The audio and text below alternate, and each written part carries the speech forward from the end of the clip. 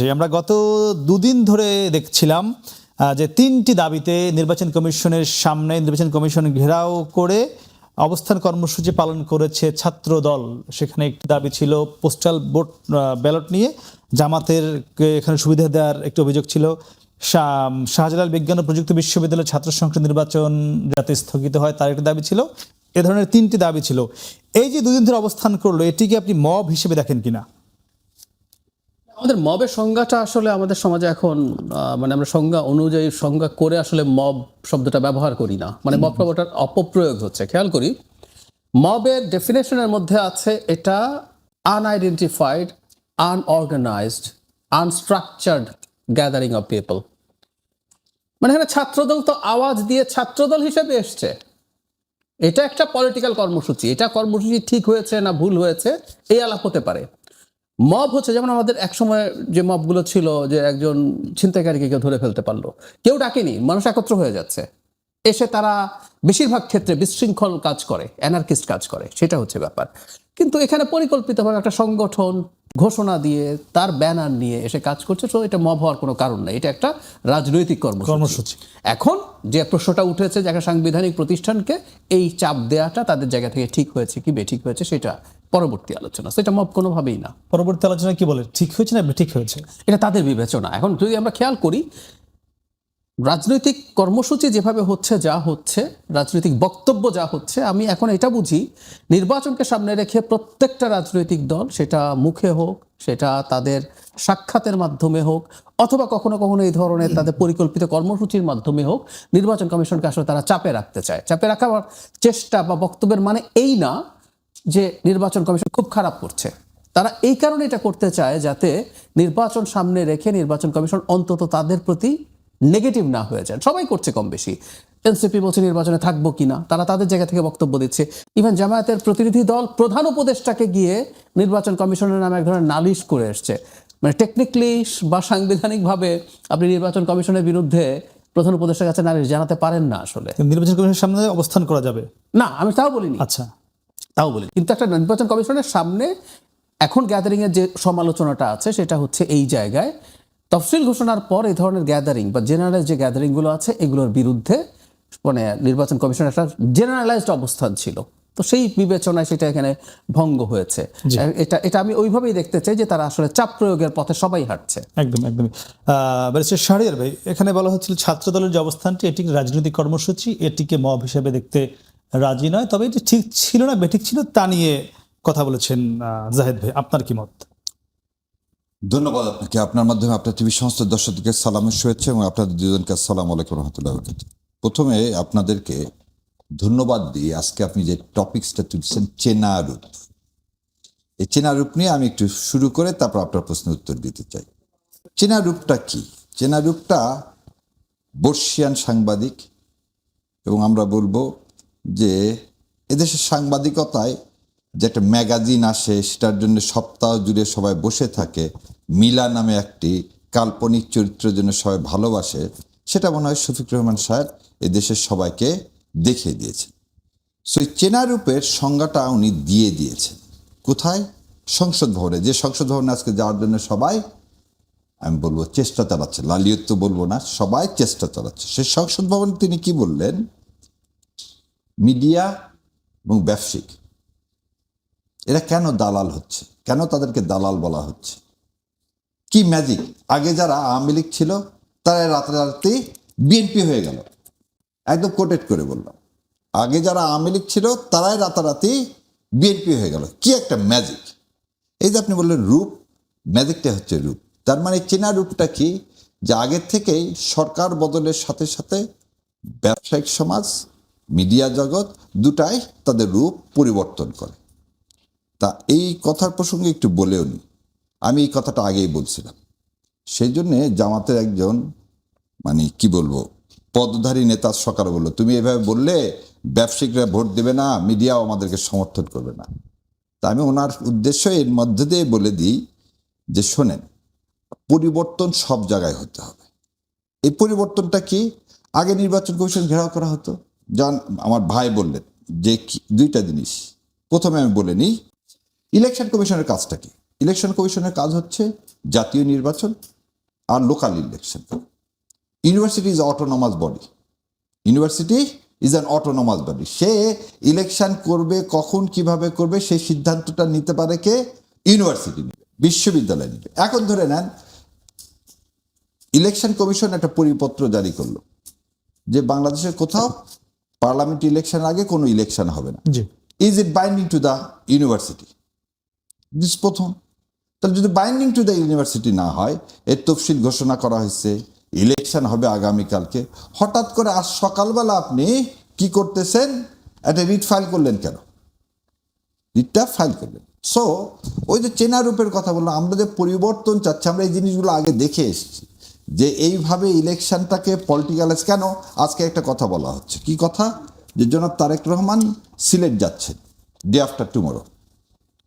আগামীকালকে যদি ইলেকশনটা হতো এবং ইলেকশনটা ধরে নেন হাইপোথেটিক্যালি যে কে জিততো না জিততো যায় না, ছাত্রদল হেরে গেল, জি, তাহলে যে ভাইবটা, তারেক রহমানের যে ভাইব বা তার যে কি বলবো, তার সিলেটে পদার্পণ উপলক্ষে যে একটা রূপ দেখা যেত, সেই রূপটা ম্লান হয়ে যেত এই ইলেকশন রেজাল্টের উপরে। অতএব যে করে হোক ইলেকশনটাকে বন্ধ করতে হবে। তার মানে আমরা কিন্তু অলরেডি আমাদের জুলাইয়ের যে বাসনা, যে চেতনা, যে বিপ্লবের যে ধারণা, সেখান থেকে আমরা সরে এসে দেশের চেয়ে আমরা ব্যক্তিকে ইম্পর্টেন্ট দেওয়া শুরু করে দিলাম। সো হুইচ ইজ অনাকাঙ্ক্ষিত। এবং ভাই বললেন আর একটা কথা লাস্টে, শোনেন, এন্ট্রিম গভর্নমেন্টের 3টা কাজ। কি কি কাজ? 3টা: বিচার করা, সংস্কার করা, ইলেকশন করা। এবং এই ইলেকশন কমিশন কিন্তু 8-10টা ইলেকশন কমিশনের মতো না। Election commission was appointed by interim government, যে এন্ট্রিম গভর্নমেন্ট নিজে কনস্টিটিউশনের দ্বারা তৈরি না। জি, তাহলে আমি এন্ট্রিম গভর্নমেন্টকেই বলবো যে আপনি যে ইলেকশন কমিশন ওখানে সবাই মিলে বসালাম, সে ঠিকমতো কাজ করতেছে না। যদি ইলেকশন কমিশনটা ইন্ডিপেন্ডেন্ট ইনস্টিটিউশন ঠিকমতো কাজ করছে না বলে ছাত্রদল গিয়ে তাদেরকে সেই দাবি দেওয়াগুলো বলছে যে আপনারা ঠিকমতো কাজ করেন না। আপনাকে একটা জিনিস বলে দিই, সেদিন কি হচ্ছিল? হিয়ারিং হচ্ছিল। আপনাকে একটা জিনিস বলি, সেদিন আপিল হিয়ারিং হচ্ছিল এবং আপিল হিয়ারিংয়ের সামনে ভাই যেটা বললেন মব, ডেফিনেটলি আমি তার ডেফিনেশনকে সমর্থন করে বলতেছি যে which is not a mob. কিন্তু এই ধরনের ন্যাক্কারজনক প্রেশার দেওয়া একটি সমাজে কোনোভাবেই কাম্য নয়। আপনি একটা জিনিস বোধহয় খেয়াল করছেন যে প্রথম দিন যখন ওখানে ছাত্রদলের সবাই আসলো, মহাসচিব সাহেব এসে কিন্তু ইলেকশন কমিশনের সাথে দেখা করলেন। তো মহাসচিব সাহেব যখন বিএনপির মহাসচিব এসে ইলেকশন কমিশনার সাহেবের সাথে, চিফ ইলেকশন কমিশনের সাথে দেখা করে মিটিং করলেন, তো সে তো বলতেই পারতো এই দাবিগুলো। তাহলে আমার এতগুলো লোককে নিয়ে আসা, ওই নিয়ে আসার পিছনে অন্য কারণ ছিল, যাতে ভিতরে 3টা ইস্যু ছিল। একটা হচ্ছে যাদের বাংলাদেশে দ্বৈত নাগরিকত্ব ছিল তাদের যাতে বাতিল দেওয়া না হয়। এবং এই নিয়ে হাসনাতের সাথে আগের দিন কিন্তু একটা কি হলো, আমরা লোক কখন দেখলাম, আগের দিন হাসনাতের সাথে বিএনপির একজন প্রভাবশালী নেতার জন্য কথা কাটাকাটি হলো, পরের দিনই দেখলাম এখানে শয়ে শয়ে ছেলে পেলে নিয়ে আসা হলো। Message is very clear. জি জি যদি আপনার কাছে কি তাই মনে হয়? এই যে মানে আব্দুল্লাহ মিন্টুর সঙ্গে আমরা দেখলাম হাসনাত আব্দুল্লাহ বা তাদের আইনজীবীদের মধ্যে কিছুটা বাদানুবাদ আমরা ভিডিও দেখেছি, মানে বলছিলেন যে তারই একটি রেশ ধরে এই শত শত ছাত্র দলের নেতাকর্মী দুটো আসলো। যখন পরপর ঘটে রিলেট করার চেষ্টা হতে পারে, কিন্তু আমি একটা কথা আমি নিজেও মনে করি, নির্বাচন কমিশন অন্তত 2-3টা ঘটনায় দেখেছি আমরা ঋণ খেলাপের ক্ষেত্রে বা দ্বৈত নাগরিকত্বের ক্ষেত্রে খুব ভিজিবল অস্পষ্টতা প্রদর্শন করেছে। এটাকে আমি ব্যক্তিগতভাবে সমর্থন করি না। আমরা দেখতে চেয়েছি একটা নির্বাচন কমিশন খুবই স্ট্রংলি পারফর্ম করছে, খুবই স্ট্রং তার অ্যাটিটিউড দেখাচ্ছে। এই জিনিসগুলোতে ঘাটতি ছিল এই নির্বাচন কমিশন আমি মনে করি। কিন্তু এটার সাথে যে এটা রিলেটেড আমি সেটাকে সেভাবে দেখতে চাই না। তবে যেহেতু ওই ঘটনার পরপর এটা হয়েছে, কিন্তু এই যে প্রবাসী বা এই যে পোস্টাল ব্যালট নিয়ে যে সংকট ছিল, সেটা নিয়ে যথেষ্ট আলাপ আলোচনা হচ্ছে। এটা ব্যালটে যেভাবে মার্কাগুলো এসছে বা এগুলো কার কার কাছে যাচ্ছে, এটার মধ্যে আবার নির্বাচন কমিশনের দিক থেকে কিন্তু অস্পষ্টতা ছিল। সুতরাং কেউ এই ধরনের অর্গানাইজড কোনো মুভমেন্ট সে করার চিন্তা করতেও পারে। কিন্তু ওই যে বললাম, যেহেতু একই সাথে ঘটনাগুলো ঘটছে, এটাকে রিলেট করার একটা চেষ্টা কেউ করলেও সেটাকে খুব উড়িয়ে দেয়। যেহেতু এই বিষয়টা এসছে, এটা আসিফ মাহমুদ নিশ্চয়ই আপনি শুনেছেন, গতকালকে উনি দাবি করছিলেন যে বিএনপি মহাসচিব যখন 1.5 ঘন্টা বৈঠক করলেন নির্বাচন কমিশনারদের সঙ্গে, সেখান থেকে বের হয়ে এসে এই রায়গুলো দেওয়া হলো দ্বৈত নাগরিকত্ব কিংবা ঋণ খেলাপি বিএনপি জামাত উভয়ের ক্ষেত্রেই। তাদের দাবি করেছিল যে প্রভাব ছিল। উনি দাবি করতে পারেন, আমারও বলছি, কিন্তু আপনি যখন আপনাকে তাই মনে হয়? আমার মনে হয় না। আমি একটা কথা মনে রাখতে হবে, সেটা হচ্ছে আমরা জামাতকে দেখেছি গিয়েছে আগের দিন। একটা কথা মনে রাখতে হবে, সেটা হলো রাজনৈতিক দল, শুধু আমি এনসিপির কথা বলছি না, অল দ্য পলিটিক্যাল পার্টিজ পার্টিরা মাঠে রেটরিক ব্যবহার করে, আবারও বলছি সে কিন্তু চাপ জারি রাখতে চাইবে এবং আমি এটাকে পজিটিভলি দেখি। তার কাজই হচ্ছে প্রশাসন এবং নির্বাচন কমিশনকে সঠিক পথে রাখা। এখানে একটা ঝুঁকি আছে জামাত এবং এনসিপির দিক থেকে, আমি এটা বলে রাখা ভালো। জি, মানে আমরা অনেকে মনে করছি দুই জোটের মধ্যে খুব টাফ কম্পিটিশন হবে, আমি মনে করি না। আমি মনে করি বিএনপি খুব সহজ একটা বিজয়ের দিকে এগিয়ে যাচ্ছে। এটার একটা প্রবলেম আছে। এটার প্রবলেমটা হচ্ছে শাহরিয়ার ভাই যেটা বললেন, বহু মিডিয়াকে কি বিএনপি থেকে বারবার বলা হয়েছে যে আপনি আমার জন্য এটা করেন? না, বলা হয়নি।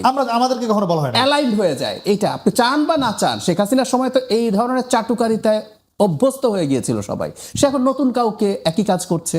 প্রশাসন, পুলিশের, নির্বাচন কমিশনের অ্যালাইন্ড হওয়ার ঝুঁকি আছে কিন্তু বিএনপির প্রতি।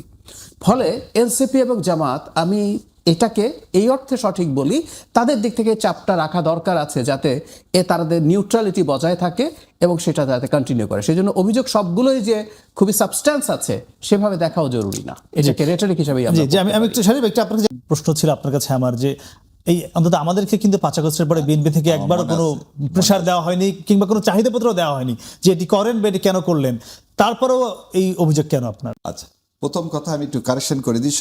জনাব শফিক রহমান সাহেব ওটা কৃষিবিদ ইনস্টিটিউটে বলছে, আর আমি বিষয় করি না, করার ইচ্ছাও নাই।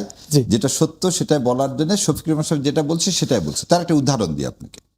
23শে জুলাই যে ব্যবসায়িক সম্মেলন হলো এবং সেই সম্মেলনে যারা বক্তব্য দিলেন এবং যারা বারবার বললেন প্রথম, দ্বিতীয়, শেষ পর্যন্ত শেখ হাসিনাকে চাই, তারাই কিন্তু আবার দল ধরে জনাব তারেক রহমানের সাথে দেখা করার জন্য মরিয়া হয়ে গেল এবং তারা দেখা করলেনও। ওই একই লোকগুলো কবে তারেক রহমান আসার 7 দিনও পার হয়নি। তাহলে ওই জন্য বললাম চেনা রূপটা। এবার আসেন মিডিয়ার কথা আসি। যে মিডিয়াগুলো আমি এক জায়গায় বলছিলাম, যে মিডিয়া হাউসগুলো শহীদ রাষ্ট্রপতি জিয়াউর রহমানকে স্বাধীনতা বিরোধী বানানোর জন্য অপপ্রয়াস চালালো, তারাই আজকে আবার কি করতেছেন, ওনাকে স্বাধীনতা স্থপতি লাগাই দিচ্ছেন। স্বাধীনতার ঘোষক জিয়া যে অ্যাডমিটেড ফ্যাক্ট, সেটাকেও তারা কি করতেছেন, স্থপতি লাগায় এটাকে ভবিষ্যতে যাতে একটা বিতর্কিত করা যায় সেই কাজটা করতেছে। এই যে অতি কি বলবো চাটুকারিতা, এই চাটার দল আজ থেকে নতুন না। এই চাটার দলের থেকে এই চাটার দল কারা? আমি আপনি সবাই। আমরা যদি পরিবর্তন না হয়, এখানে কিন্তু মিডিয়া হাউসের কথা বললাম না। আবার মিডিয়া হাউসের কথা যদি ধরি, আপনাকে এখন বলে দিই, আমি 71 টিভিতে আমি এই পরিবর্তনের পর তো আমি যাচ্ছি। 71 টিভি ড্রাস্টিক্যালি চেঞ্জ। 71 টিভি গত 15 বছরে যে ক্ষতিটা করছে, আজকে তো গত 1.5 বছরে ড্রাস্টিক্যালি চেঞ্জ। আজকে ওখানে যে আমরা সব কথা বলতে পারি, কিন্তু 15 শ্যামল সাহেবরা যখন ছিলেন তখন আমরা একটু বলতে পারতাম না। সো আপনাকে সরকার পরিবর্তন নেয়, যেটা ভাই বললেন, উনি অনেক জ্ঞানী মানুষ, প্রজ্ঞাবান। উনি যে কথাটা বলছেন, বিএনপি চাক আর না চাক, আপনি একটা ভাইব তুলতেছেন বিএনপি ক্ষমতায় যাচ্ছে, অতএব যেমন আমি একটা জিনিস আপনাদের মাধ্যমে বলি। আজকে কিন্তু জুলাই ছাত্ররা এসেছিল। এই ছাত্ররা জুলাই আন্দোলনের প্রত্যক্ষ যারা আন্দোলন করছে, এই ছেলেগুলো কোনো চাকরি নাই, কিছু নাই, কি অনিশ্চিত জীবনের মধ্যে চলতেছে। আজকে ঢাকা ইউনিভার্সিটিতে বলা হচ্ছে ছাত্র দলের একটা ভাইব উঠছে। কি ভাইব? যে বিএনপি ক্ষমতায় যাচ্ছে, যারা যারা ছাত্র দল করবে তাদের নাম এই লিস্টে থাকলে ক্ষমতায় আসলে চাকরি পাওয়া যাবে। আপনাকে একটা জিনিস বলি, পেট কিন্তু যত কথাই বলি, পেট তো আগে। আপনি তাহলে কম্পেল হচ্ছেন জীবনের তাগিদে। আমরা তো জুলাই সনদের কথা বা জুলাইয়ের কথাটা বারবার, আজ পর্যন্ত আপনি কি দেখছেন এই ছেলেগুলোকে পুনর্বাসনের কথা? আজ পর্যন্ত কি আপনি দেখছেন তাদেরকে যে ইন্ডিমিনিটি দেওয়ার কথা প্রপোজ করলেন সেটা পাশ করার কথা? না। তার মানে আমরা মূল জায়গা থেকে সবসময় সরে যাচ্ছি। আমরা ক্ষমতার পরিবর্তন চাচ্ছি। আপনি যে প্রথমে যে কথা বললেন যে ক্ষমতার জন্য রাজনীতি হয়ে যাচ্ছে, শাসনতন্ত্রের পরিবর্তন, ইনস্টিটিউশনাল চেঞ্জ, সে জায়গায় যেতে চাচ্ছি না। জি, হয়তো যাবে। আপনার কাছে যেতে চাই, এনসিপির যে মুখপাত্র সাবেক উপদেষ্টা আসিফ মাহমুদ সজীব ভুইয়া, আপনি নিশ্চয়ই জানেন গতকালকে তিনি বলেছিলেন যে নির্বাচন কমিশনের যে অবস্থা, তাদের যে আচরণ, তাদের যে নিরপেক্ষতা, এই ইসির অধীনে তারা নির্বাচনে যাবে কিনা নিয়ে তারা পুনর্বিবেচনা করবে। এবং আজকে তিনি এবার সংবাদ সম্মেলনে এই দাবিগুলো, এবং আজকে যেটি হলো হাইকোর্টের যে একটি স্টে হয়েছে সাকসু নির্বাচন, এই সব মিলিয়ে তিনি বলেছেন যে, এবং তারেক রহমানের যে বিভিন্ন জায়গায় মুভমেন্ট, বিভিন্ন তার আশা উপলক্ষে যে বিভিন্ন জায়গায় প্রচারণা, তিনি বলেছেন সবার আগে তারেক রহমানকে শোকজ করা উচিত এই ইসির। একটা জিনিস একটু বলবো, আমার একটা সুন্দর, অন্তত একটা ভালো নজির স্থাপন করেছে ইসি। তারেক রহমানের উত্তরবঙ্গের একটা সফর ছিল। সেই সফরে নির্বাচনী ক্যাম্পেইন না, অন্য নামে কিছু জনসভারও প্রস্তুতি ছিল। এটা বিএনপির দিক থেকে ঠিক হয়েছে বলে আমি মনে করি না, কিন্তু এর মধ্যে ইন্টারেস্টিং ব্যাপার হচ্ছে নির্বাচন কমিশন সেই ব্যাপারে বাধা দিয়েছেন এবং বিএনপি ওটা অ্যাগ্রি করেছেন। সেই কারণে আমি মনে করি যে নির্বাচন কমিশন একদম কিছু করছে না তা না। জনাব তারেক রহমান সিলেটে যাওয়ার পর তো 21 তারিখ রাতে যাচ্ছেন, 22 তারিখ থেকে কিন্তু ক্যাম্পেইনের ফর্মাল শুরু হয়ে যাবে। সুতরাং এরপর তো আসলে ওনার প্রচারণার ক্ষেত্রে কোনো সমস্যা বাধা নেই। তো আবারও বলছি, এটা কিন্তু চাপ। এই যে উনি বলছেন নির্বাচনে থাকবো কিনা, দুটো তিনটা ব্যাপার একটু মাথায় রাখতে হবে। সেটা হলো, একটা হলো চাপ তৈরি করা। এটা কি আমি খুবই পজিটিভলি দেখি। আমরা বাংলাদেশকে একটা মোটামুটি বিতর্কমুক্ত একটা নির্বাচনের মাধ্যমে যদি আমাদের সরকার গঠিত না হয়, আমাদের স্থিতিশীলতা, আমাদের রাষ্ট্রের সার্বভৌমত্ব প্রশ্নের মধ্যে পড়ে যাবে। আমরা পোস্ট গণ অভ্যুত্থান দেশগুলোতে খুব স্টেবল সিচুয়েশন বেশি দেশে হয় নাই, কিন্তু মধ্যপ্রাচ্যের সাথে আমাদের এই সাম্প্রতিক সময় একটার পর একটা যা ঘটলো, আর এটা ঘটে নাই। সুতরাং এটা লাগবে, সে কারণে তারা এই চাপ দিই। আবার যেটা হয়, আপনি তো রাজনীতি করেন, যদি আনএক্সপেক্টেডলি খারাপ ফলাফল আসে, যাতে আপনি কিছু বলতে পারেন, এগুলো বলতে হয়। প্ল্যাটফর্ম রেডি করে রাখা। আপনি বলতে হয়, কারণ হচ্ছে যখন আপনি প্রচুর নির্বাচনে জেতার জন্য আপনি যতটুকু শক্তি তার চেয়ে বেশি শক্তি দেখাবেন, কারণ ভোটাররা দেখতে চায় যে কে ক্ষমতায় আসছে, বিশেষ করে সুইং ভোটাররা, আমি তাকে ভোট দিই। কারণ আমার এলাকায় যদি বিজয়ী দলের এমপি থাকে, তাহলে সে আমার এখানে বেশি উন্নয়ন করতে পারে। উন্নয়ন কাজ এমপির করার কথা না, কিন্তু আমরা এভাবেই দেখি। যদি একটা ছোট একটা প্রশ্ন করবো, এই যে ক্ষমতায় কে আসবে, এই ক্ষেত্রে আপনি বরাবরই বলে আসছেন, আমার এখানে কয়েকবার বলেছেন যে আপনি নিশ্চিত বিএনপি ক্ষমতা যাবে এবং কোনো ধরনের প্রতিদ্বন্দ্বিতা ছাড়াই অনেকটা সহজভাবে যাবে, একটু আগেও বলছিলেন। এটি আবার একটু আগে শাহরের বলছিলেন যে এই যে আগে থেকে একটি প্ল্যাটফর্ম তৈরি করা, বিএনপি ক্ষমতা যাচ্ছে, তিনি ঢাকা বিশ্ববিদ্যালয়ের আজকে উদাহরণ দিচ্ছিলেন। বিষয়টি আসলে কি, আপনি কি নিশ্চিত? যে আমি নিশ্চিত, কিন্তু যে প্রবণতাগুলো ভালো না। এই যে ক্ষমতায় যাবে তাতে প্রবলেমটা কি হয়, কিন্তু এই প্রবণতা এক্সিস্ট। আমি একটু আগে ঢাকা ভার্সিটি সরিয়ে আসি, কনস্টিটিউয়েন্সি সুইং ভোটারের কথা বলছিলাম।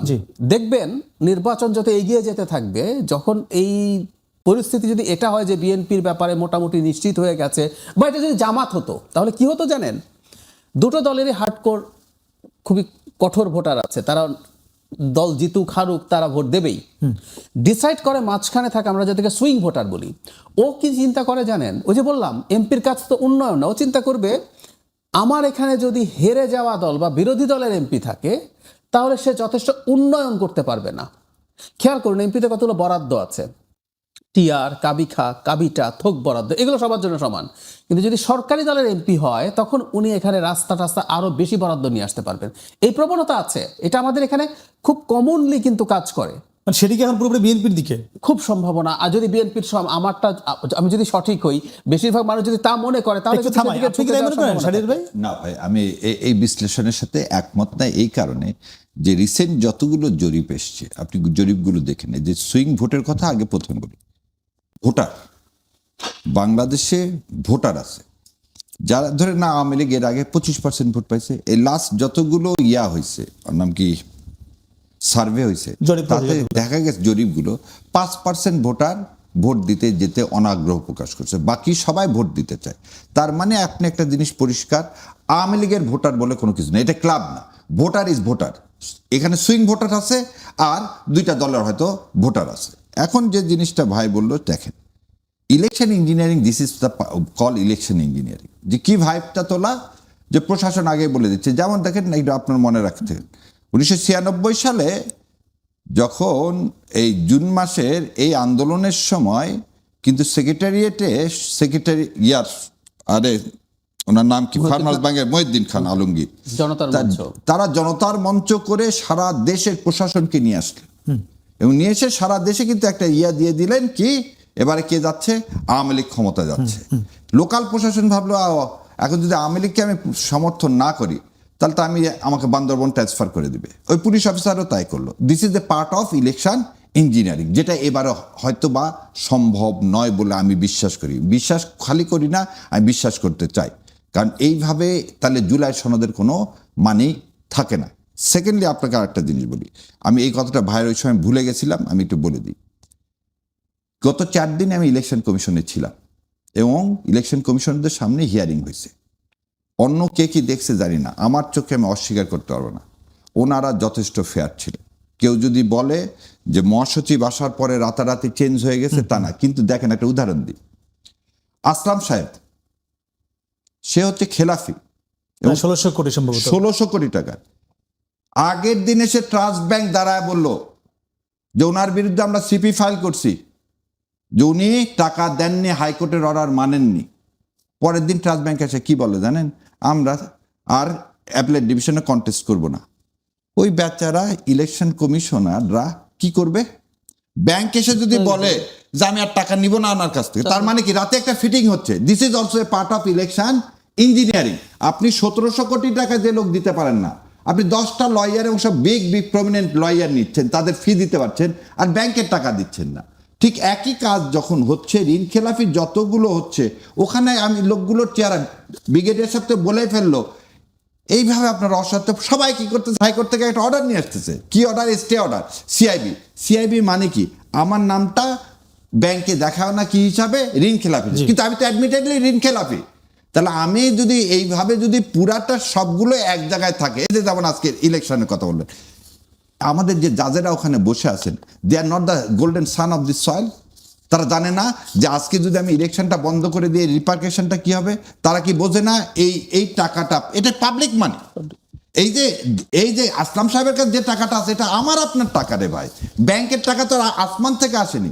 তো যে লোকটা টাকা না দেওয়ার অভ্যাস, সে সরকারে যে ভাই বললেন কল্যাণমূলক, কল্যাণ করবে না, আগে সরকারের কাছ থেকে কি করে নিবে? টাকা নিয়ে নিবে। তাহলে আপনি কাকে ভোট দিবেন? যে লোকটা প্রথম থেকে মিথ্যা কথা বলতেছে, অসৎ চরিত্রে, তাদেরকে দিবেন না।